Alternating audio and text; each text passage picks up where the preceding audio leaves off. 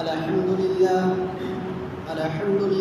نحمده ونستعينه ونستغفره ونؤمن به ونتوكل عليه ونعوذ بالله من شرور أنفسنا ومن سيئات أعمالنا من يهده الله فلا مضل له ومن يضلله فلا هادي له ونشهد أن لا إله إلا الله وحده لا شريك له ونشهد أن محمدا عبده ورسوله. فأعوذ بالله من الشيطان الرجيم. بسم الله الرحمن الرحيم. ولا تقربوا الزنا إنه كان فاحشة وساء سبيلا. صدق الله العظيم.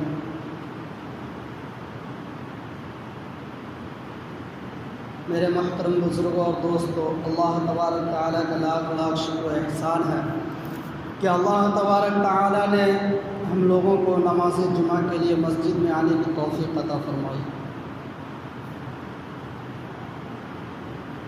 ابھی میں نے آپ حضرات کے سامنے قرآن کریم کی ایک چھوٹی سی آیت کا ایک ٹکڑا تلاوت کیا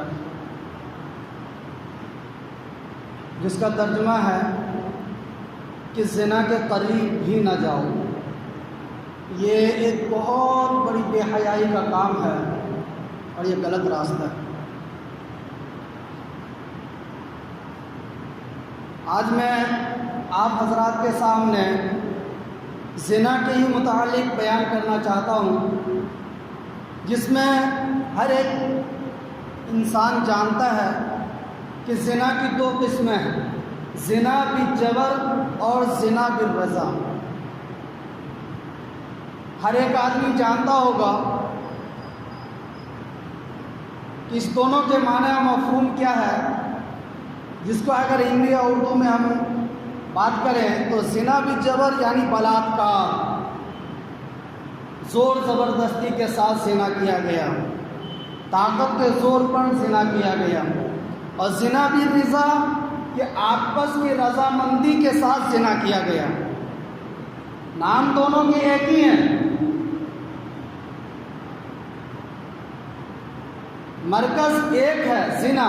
اللہ تبارک تعالیٰ نے اسی لیے لفظ ایک استعمال فرمایا کہ وَلَا تَقْرَبُوا الزِّنَا، کہ زنا کے قریب بھی نہ جاؤ.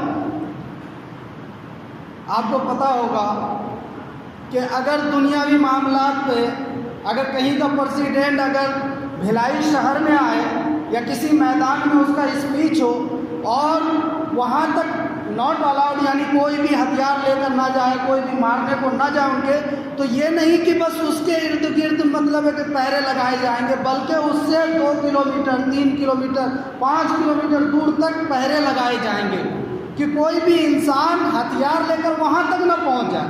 یعنی جو مارنے کا غرض اگر کسی کو ہو تو وہ کتنے ہی سپاہیوں سے لڑتا ہوا، کتنے ہی باڈی گارڈ سے لڑتا ہوا، کتنوں کو مارتا ہوا تب وہاں تک پہنچے گا اس کو قتل کرنے کے لیے. تو یہاں پہ جو زنا جو ایک مرکز ہے، یہ تو آخری حدود ہے. جو انسان زنا کرتا ہے وہ اس سے پہلے زنا سے پہلے وہ کتنے حدود کو پامال کرتا ہے، کتنے اللہ کی نافرمانیاں کرتا ہے.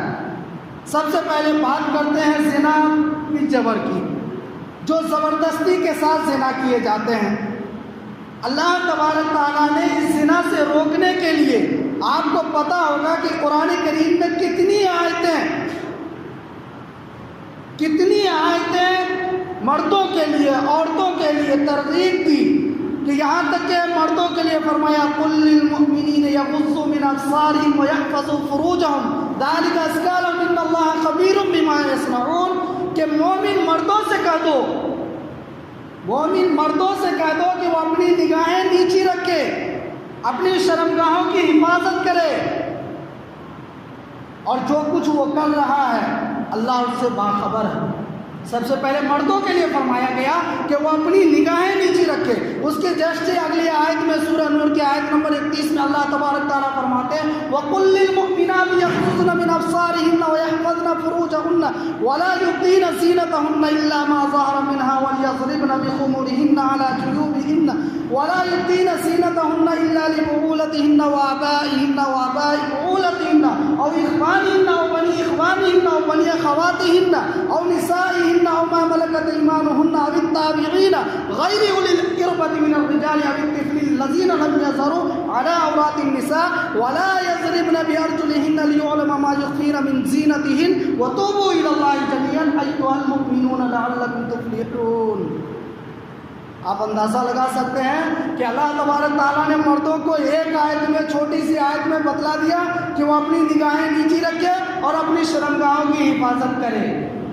اور جب عورتوں کا معاملہ آیا تو اللہ تبارک تعالیٰ نے ایک بہت بڑا مینو کارڈ کرا دیا کہ سب سے پہلے تو یہ فرمایا گیا کہ عورتوں سے، مومن عورتوں سے کہہ دے کہ اپنی نگاہیں نیچی رکھیں، اپنی شرمگاہوں کی حفاظت کرے، اپنی زینت دوسروں کے سامنے، اپنی زینت و آرائش دوسروں کو نہ دکھائے. یہاں تک کہ ہر طریقے سے بتلایا گیا کہ کس کے سامنے وہ بے پردہ ہو سکتی ہے، مطلب جو سطر ڈھانکنے کا وہ ڈھانک کر، پھر بھی جو ہاتھ اور اس کے چہرے ہیں اور اس کے سامنے وہ آ سکتی ہے. باقی جو غیر محرم ہے، جس کو غیر محرم نہیں کہا گیا، جس میں شوہر کا باپ یا اس کے بیوی کے بھانجے اور بہت ساری چیزیں، سسر اور بہت ساری چیزیں، ایک لسٹ بتلائی گئی. اور عورتوں کو یہاں تک بتلایا گیا کہ اس کے پیر بھی زمین پر تیز آواز سے جو پڑتے ہیں وہ بھی نہ پڑے، کہ غیر اس کے زیورات کی جھنکار نہ سن لے. یہ ساری لسٹ جو آپ قرآن پڑھیں پتہ چل جائے گا کہ اللہ تبارک تعالیٰ نے کیا طریقے اپنائے انسانوں کے لیے، کیا بتلایا کہ وہاں تک نہ پہنچ پائے. یہ ساری سیکریٹری جو ہے، یہ سارے گارڈ جو لگائے اللہ تبارک تعالیٰ نے کہ وہ زنا بھی جب وہ جو زنا والا مرحلہ ہے وہاں تک نہ پہنچ پائے کوئی، یہ ساری چیزیں اختیار کرے. اور اس کے بعد بھی اللہ تبارک تعالیٰ فرماتے ہیں کہ یہ اختیار کرنے کے بعد یہ عبادت میں شمار ہوگا.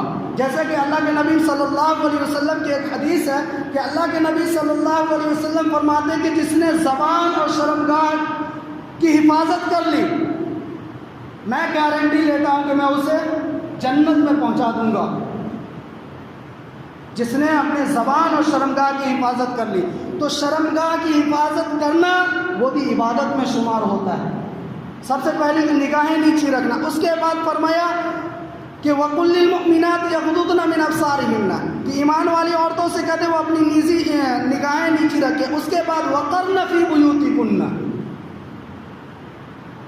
کہ اپنے گھروں سے باہر نہ نکلے.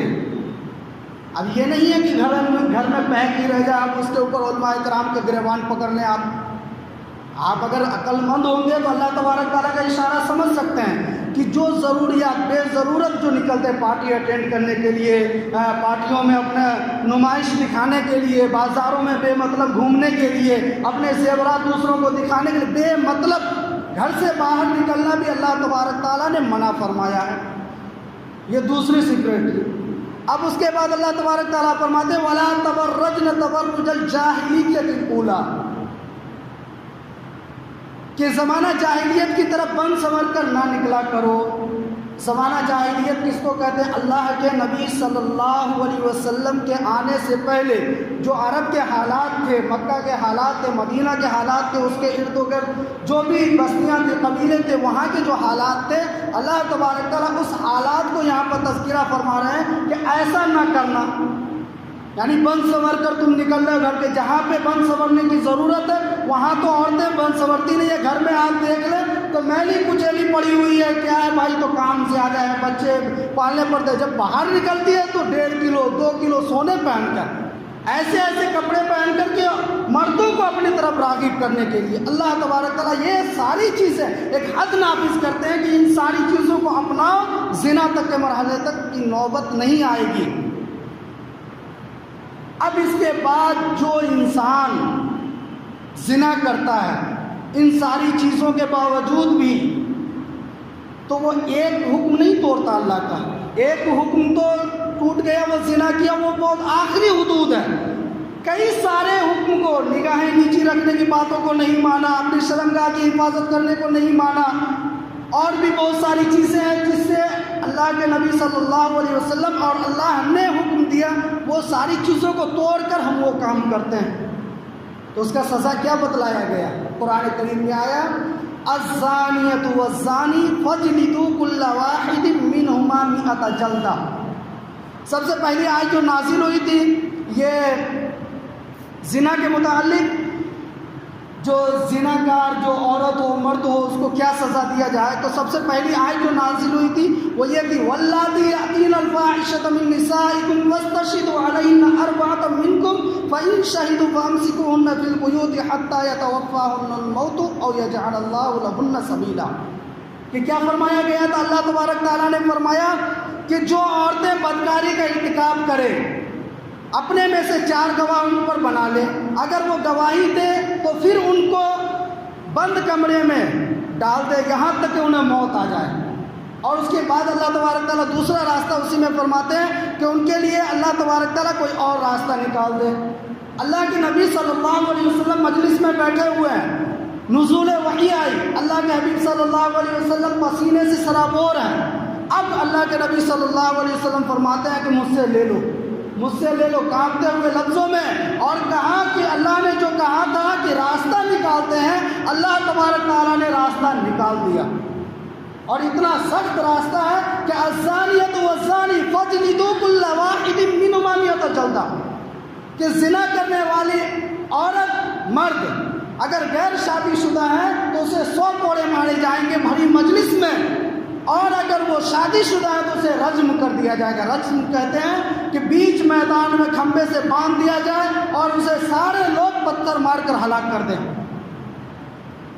یہ سخت سزا زنا کرنے کے اوپر، کہ دنیا میں بھی سخت سزا اور اللہ تبارک تعالیٰ آخرت میں بھی سخت سزا دیں گے اگر وہ بندہ توبہ کر کے نہیں مرا تو۔ یہ تو زنا بالجبر تھا، اب زنا بالرضا کے بارے میں بات کرتے ہیں۔ زنا بالرضا اس کو کہتے ہیں جو ابھی 1 ہفتہ پہلے بل پاس ہوا۔ یہ ہندوستان کی حکومت 25واں یا 26واں دیش بنا ہے جو ایسے معاملے کیے ہیں، جو حکم دیا ہے کہ وہ مرد اور عورت آپس میں جو رضامند ہو وہ زنا کر سکتے ہیں اور اس پہ حکومت کی کوئی پکڑ نہیں ہوگی۔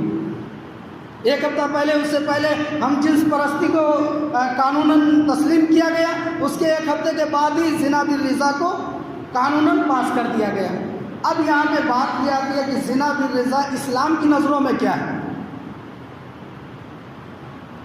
چاہے وہ کوئی بھی مذہب میں، کوئی بھی مذاہب کے ماننے والے اسے تسلیم کرتے ہوں کہ یہ صحیح ہے، اللہ تبارک تعالیٰ نے یہاں بھی یہ جو آیت میں نے پہلی آیت جو فرمائی وَلَا تَقْرَبُوا الزِّنَا، وہ بلاತ್کار میں بھی وہی آیت فٹ ہوں گے اور اس پہ بھی وہی آیت کہ غیر شادی شدہ ہو یا شادی شدہ اگر زنا کرتے ہیں یا راضی ہو کر یا کسی طریقے کی مجبوری کے ساتھ، پہلی بات تو کوئی مجبوری ہے ہی نہیں زنا بالرضا میں۔ اگر کوئی یہ بہانہ تلاش کرے کہ صاحب میں اگر یہ نہیں کرتا تو مر جاتا، میری ضرورت تھی، میرے نفس نے اتنا غالب کیا کہ میری یہ ضرورت بنتی، اگر نہیں کرتا تو مر جاتا، اللہ کو کیا پتہ نہیں تھا کیا؟ اللہ نے روزے کا حکم نازل فرمایا تو اللہ کو پتا تھا کہ کوئی اس میں بیمار ہوگا وہ روزہ نہیں رکھ پائے گا۔ اللہ تبارک تعالیٰ نے مسافروں کے لیے روزے رکھنے کو منع کر دیا، بیماروں کے لیے رکھنے کو منع کر دیا۔ اگر یہ زنا میں بھی اگر کوئی ایسی بات ہوتی تو اللہ تبارک تعالیٰ کوئی نہ کوئی صورت نکال دیتے کہ زنا کر سکتے ہو۔ اس صورت میں آپ کے رشتے نہ ملے یا 99 سال تک آپ کے رشتے نہ ملے پھر بھی آپ زنا نہیں کر سکتے، کوئی بھی حال میں زنا نہیں کر سکتے، لڑکی راضی ہو لڑکا راضی ہو کوئی فرق نہیں پڑتا۔ آج کے دور میں میں ان ماں باپ کو کہنا چاہوں گا جو ماں باپ اپنے بیٹی اور بیٹے کو اجازت دیتے ہیں، وہ چاہے مسلمان ہو غیر مسلم ہو، غیر مسلموں کی تو بات ہی چھوڑ دیں، مسلمان کے اندر یہاں پہ جتنے انسان بیٹھے ہوں گے یا جتنے انسان آوازیں سن رہے ہوں گے اس میں سے میں کہتا ہوں کہ 99% انسان اس چیز میں ملوث ہے۔ آپ کو پتہ ہے آج سماج میں ایک برائیاں بہت عام ہیں اور وہ برائیاں کیا ہیں کہ بیٹی کا رشتہ کسی لڑکے کے ساتھ لگا دیا، ابھی بات چلی ہے، یا بیٹے کا رشتہ کسی لڑکی کے ساتھ لگا دیا، کالج میں دونوں ساتھ پڑھ رہے ہیں، ماں کی طرف سے فل اجازت ہے کہ وہ گھومے یا کچھ بھی کرے وہ اس کا منگیتر ہے۔ منگیتر کیا ہوتا ہے؟ آپ نے نکاح کیا نہیں، بات لگا دی، کپڑے پہنا دیے، منگیتر کیا ہوتا ہے؟ فون پہ گھنٹوں بات کرتے ہیں، ماں باپ منع نہیں کرتے، کیوں؟ اس لیے کہ وہ اس کا منگیتر ہے۔ پارکوں میں ساتھ گھومتے ہیں، ماں باپ منع نہیں کرتے اس لیے کہ وہ اس کا منگیتر ہے۔ کس چیز کا منگیتر؟ منگیتر کہتے کس کو ہے؟ نکاح کر دو، پھر گھماؤ جتنا گھوم رہے ہیں وہ، پھر ساتھ میں بیٹھنے دو، ساتھ میں اسے پارٹیاں کرنے دو، کیا کر رہے ہیں نہیں کر رہے ہیں اس کے بعد، نکاح کے بعد ہونے چاہیے معاملے۔ آج ہم دیکھتے ہیں کہ 5 سال تک نکاح یعنی بات چل گئی ہے کہ اس لڑکی سے میرے بیٹے کے رشتے ہوئیں گے، 5 سال کے بعد نکاح کریں گے۔ آپ 5 سال تک منگیتر بن کر ایک دوسرے کو سمجھ رہے ہیں۔ بڑے لوگ بھی یہی بات کہتے ہیں کہ پاس جاؤ، باتیں کرو، پارٹیاں میں جاؤ، ایک دوسرے کے ساتھ ڈنر کرو، اور جو بہت ساری چیزیں ہیں کہ ایک دوسرے کو پہچانو، ایک دوسرے کو سمجھو۔ کس طرح کا سمجھنا ہے؟ 5 سال تک ساتھ رہے، 5 سال تک پارٹیاں منائے، 5 سال تک رنگرلیاں منائے، اب جب نکاح کا وقت آیا، شادی کا وقت آیا تو پتہ چلا لڑکی کا دوسرے جگہ رشتہ، لڑکے کا دوسرے جگہ رشتہ۔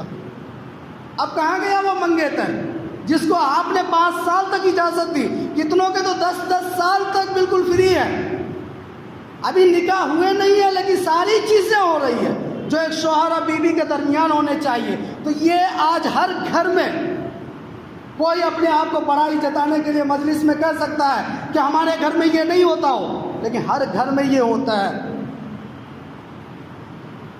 اسلام میں صرف اس چیز کی اجازت ہے کہ لڑکی لڑکے کو دیکھ لے، لڑکا لڑکی کو دیکھ لے، پسند ناپسند کر لے اور نکاح کرے ساتھ میں۔ یہ نہیں کہ 5 سال تک رشتے لگائے ہوئے ہیں، نکاح ہوا نہیں، ساتھ گھوم رہے۔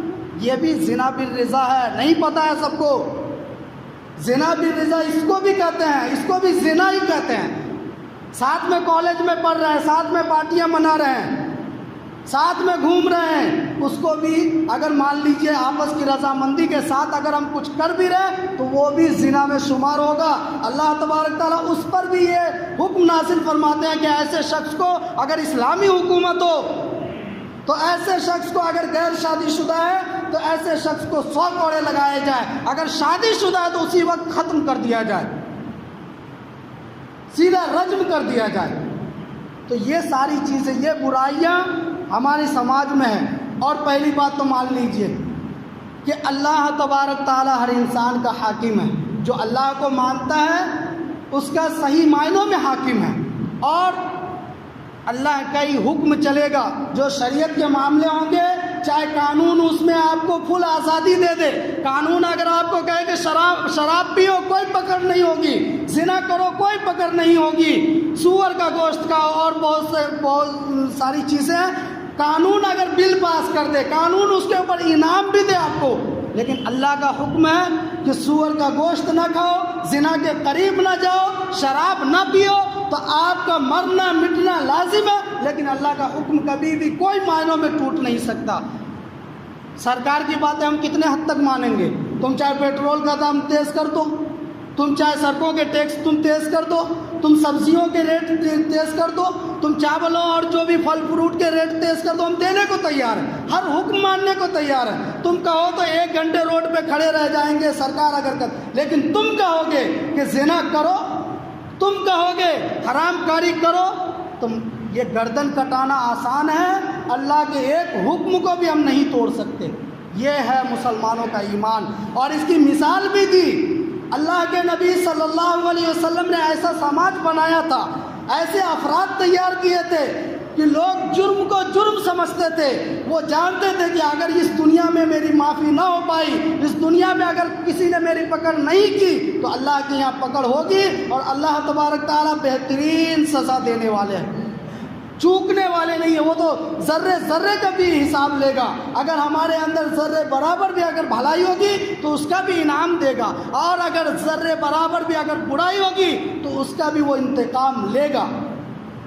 ایک شخص نبی علیہ السلام کے پاس آتا ہے، مسجد نبوی میں سامنے سے آتا ہے، اے اللہ کے نبی صلی اللہ علیہ وسلم، جب سے میں نے یہ آیت سنی ہے میرے اندر جو ہے ایک ولولہ سا پیدا ہو گیا کہ میں اگر دنیا کے اندر پاک نہ ہوا تو اللہ تبارک تعالیٰ حشر کے میدان میں مجھ سے اس زنا کے بارے میں سوال کرے گا۔ اے اللہ کے نبی صلی اللہ علیہ وسلم، مجھے پاک کر دیجئے، مجھ سے زنا ہو گیا ہے، مجھے سزا دیجئے۔ اللہ کے نبی صلی اللہ علیہ وسلم دائیں طرف اپنے منہ کو پھیر لیتے ہیں۔ وہ شخص پھر سامنے آتا ہے اور کہتا کہتا کہ اللہ کے نبی صلی اللہ علیہ وسلم مجھ سے زنا ہو گیا ہے، مجھے پاک کر دیں، پھر وہ اللہ کے نبی صلی اللہ علیہ وسلم تیسری دفعہ پھر منہ پھیر لیتے ہیں، وہ شخص پھر سامنے آتا ہے اور کہتا ہے کہ میں ناپاک ہو گیا ہوں، مجھ سے زنا ہو گیا، مجھے پاک کر دیں، پھر اللہ کے نبی صلی اللہ علیہ وسلم چوتھی مرتبہ پھر اپنے منہ کو پھیر لیتے ہیں، اس کی باتوں کو انسنی کر دیتے ہیں، وہ پھر چوتھی مرتبہ یہی بات کہتا ہے، اللہ کے نبی صلی اللہ علیہ وسلم متوجہ ہوتے ہیں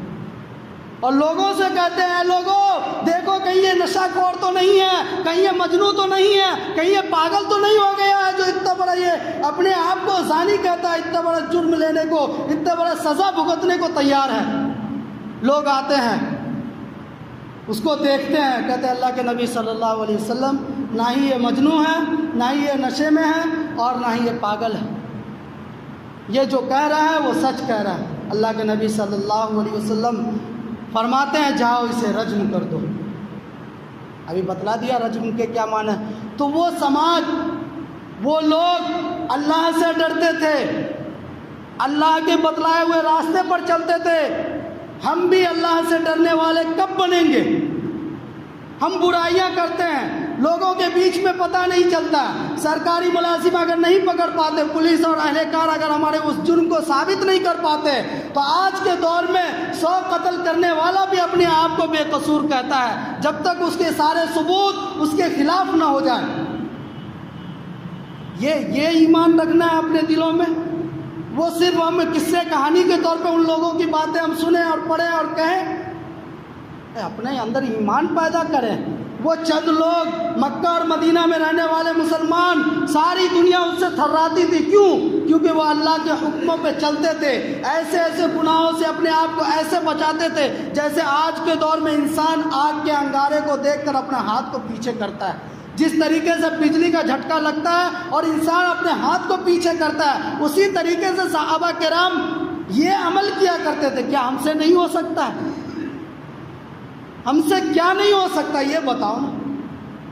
ہم محنت کریں تو ہوا میں اڑنے والے جہاز کو بنا سکتے ہیں، ہم محنت کریں تو ایسے ایسے پرمانو بم اور آئٹم بم اور کیا کیا وہ بم جو دو دیش کو، تین دیش کو ایک بم سماپت کر سکتے ہیں، ہم وہ بنا سکتے ہیں۔ تو کیا ہم یہ نہیں کر سکتے کہ اللہ سے ڈرنے والا دل بنا لیں؟ چاہے سرکار کسی بھی چیز کی اجازت دے، ہم اللہ کو ماننے والے ہیں، اللہ کی مان کر رہیں گے اور یہ ثابت کر دیں گے اس دیش واسیوں کو بھی اور ساری دنیا کے عوام کو بھی، چاہے وہ سرکار اجازت دے یا کچھ بھی کرے، ہماری نظروں میں 1400 سال پہلے وہ چیز جرم تھا اور آج بھی وہ چیز جرم ہی رہے گا، بھلے وہ جرم کے اوپر کیسا ہی لباس پہنا کے ہمارے سامنے پیش کر دیا جائے، برائیوں کو کتنے اچھے لفافے میں پیش کر بند کر کے پیش کر دیا جائے، وہ برائی ہی رہے گی۔ کون سا عقل مند انسان ہے کہ بدبودار چیز اگر اس کے کتنے ہی پیکنگ کے ساتھ اگر اس کے سامنے لایا جائے اور وہ جب اس کے پیکنگ کھولے گا تو اس کی خوشبو سن کر، اس کی بدبو سن کر وہ نہیں پہچان سکے گا؟ وہ کیا زبان تک باتیں نہ، وہ زبان تک وہ سامان کو چکھے گا تب بتلائے گا کہ یہ بدبودار چیز تھی؟ بدبودار چیز انسان کو دور سے ہی پتہ چلتا ہے اور وہ چاہے کتنے پیکنگ میں آئے اس کا پتہ چل جائے گا۔ اور یہ بدبودار ہی نہیں، بہت ہی بڑی نحوست ہے یہ زنا، جس میں حضرت عمر رضی اللہ تعالیٰ عنہ کا ایک قول ہے کہ جب زنا عام ہو جائے گا، جب زنا عام ہو جائے گا تو یہ زنا زمین پر زلزلے لائے گا اور اس طریقے سے اللہ تبارک تعالیٰ کے عذاب زمین پر آئیں گے۔ جس طریقے سے آپ نے دیکھا ہوگا کہ تسبیح کے جو مالے ہوتے ہیں اگر اس کو توڑ دیا جائے اور ایک بھاگ پکڑ لیا جائے، دوسرے بھاگ کو چھوڑ دیا جائے تو وہ دانے جس طریقے سے گرتے ہیں زمین کے اوپر، اس طریقے سے اللہ کا عذاب نازل ہوگا۔ ایک عذاب ختم نہیں ہوا، دوسرا عذاب پھر نازل ہوگا، پھر دوسرا عذاب ختم نہیں ہوگا، تیسرا عذاب پھر نازل ہوگا۔ تو یہ ساری چیزیں، یہ برائیاں، ہم اپنے آپ کو سمجھیں کہ یہ برائیاں اسلام کے اندر کیا معنی رکھتی ہے، بھلے عوام کے اندر کیا ہے، وہ غیر مسلموں کے اندر کیا ہے، اس سے ہمیں کوئی فرق نہیں پڑتا ہے۔ ہمارا دین اسلام ہے، ہمارا منبع، ہمارا سیدھا راستہ رہنمائی کرنے والا گائیڈ لائن ہمارا قرآن ہے، اللہ کا فرمان ہے۔ اس کے اوپر ہمیں عمل کرنا ہے۔ اگر اللہ کو راضی کرنا ہے تو ان سب ساری چیزوں کو چھوڑو، اللہ کے حکموں کو مانو۔ اگر تمہیں سرکار کو راضی کرنے ہیں، اچھے کرسیاں چاہنی ہیں، اچھے منصب چاہنے ہیں، تو پھر جس چیز میں چاہے تم ملوث ہو جاؤ، جس چیز کو تم ممبر پہ چڑھ کے، جس چیز کو تم اسٹیج پہ چڑھ کے تم بول دو، وہ سرکار کی تم تائید کرو، اس باتوں کو تم اقرار کرو کہ جو بھی سرکار یہ فیصلہ سنائی ہے وہ حق ہے، انسانوں کے لیے صحیح ہے، اس چیز کی کرو۔ اگر اللہ کی ڈر نہیں تو وہ کرو، اگر اللہ کی ڈر ہے تو ویسے منصب کو چھوڑ دو جو ایسے سوچ رکھتے ہیں، ویسے لوگوں کا ساتھ چھوڑ دو جو ایسا سوچ رکھتے ہیں۔ انہی باتوں پہ میں اپنی باتیں ختم کرنا چاہتا ہوں۔ اللہ تبارک تعالیٰ ہم لوگوں کو ہر ایک گناہوں سے بچنے کی توفیق عطا فرمائے۔ وآخر دعوانا الحمد للہ رب العالمین۔